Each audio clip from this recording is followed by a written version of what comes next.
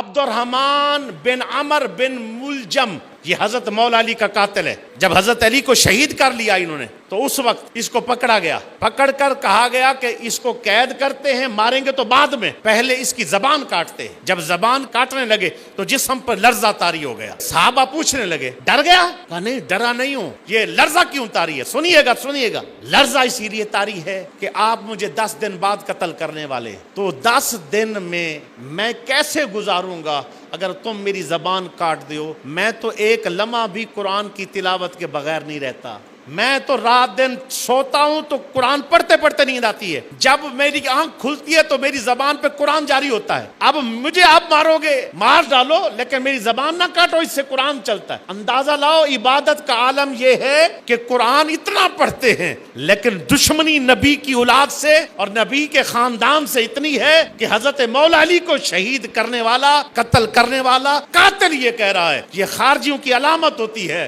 कि वो इबादत पे तो जोर होगा, लेकिन नबी के साथ और नबी की औलाद के साथ वैर होगा। भाई 6 अहले बैत के अफराद, हजरत इमाम मूसा काजिम तक, इमाम अहमद रजा तक जेल में रहे हैं, और इन लोगों ने जहर दे दे कर उनको कत्ल किया है।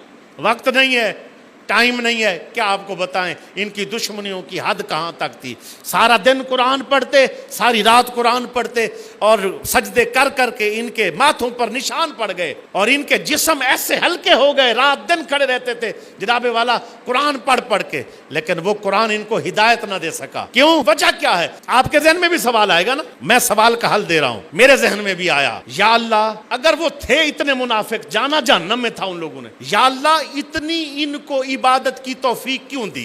सुनिएगा वजह क्या है। वजह यह है कि जिस वक्त बंदा एक काम करके मेहनत कर कर करके माल जमा कर लेता है, अब उसको यह होता है इस माल से मैं फायदा उठाऊंगा। जब वो माल के फायदा उठाने का टाइम आता है, उसका माल सारा ज़ाया हो जाता है। इतनी मेहनत की, कमाया और काम नहीं आया। इन्होंने चिल्ले काटे, मेहनत की, कोशिशें की, सजदे मारे, सारा कुछ किया। जब गए ना वहां, चट दी आमाल की, इतनी इबादत, इतने कुरान, इतना फला, इतना नफल, इतना ये, इतने सदके, इतने सब कुछ पेश किया। कहा जाने दो, अब कुरान पढ़ने लगा हूं। सूरह साफात आयत नंबर 25, वाकिफूहुम, रोको इनको, इन्नहुम मसऊलून, इनसे सवाल होना है। कुरान लेके आए, सजदे लेके आए, हज लेके आए, इबादत लेके आए, सब कुछ लेके, उम्रे लेके आए, जन्नत की टिकट पास है, जन्नत जा रहे, जन्नत के दरवाजे पर खड़े हैं। वाकिफूहुम इन्नहुम मसऊलून, इनसे एक सवाल बाकी है, अभी भी बाकी है। कहा हाँ, क्या सवाल है? का सवाल ये बताओ, अहले बैत से प्यार था कि नहीं? अगर अहले बैत के दुश्मन है, उठा के मारो सजदे इनके मुंह पर। अब वो चीखे मारेंगे, हाय जन्नत ये थी, एक ही कदम बाकी था, जन्नत में जाने वाले थे, महरूम हो गए, मारे गए, बर्बाद हो गए, हलाक हो गए, हमारी तो सारी मेहनत अकारत हो गई, बर्बाद हो गई, तबाह हो गई।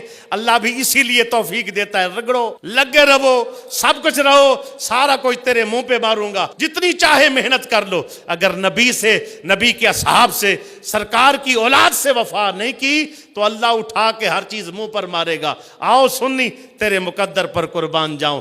उधर हजूर शफात करेंगे, उधर नबी के असहाब शफात करेंगे, और नबी की औलाद शफात करेंगी, औलिया अल्लाह शफात करेंगे जिनके साथ निस्बत होगी।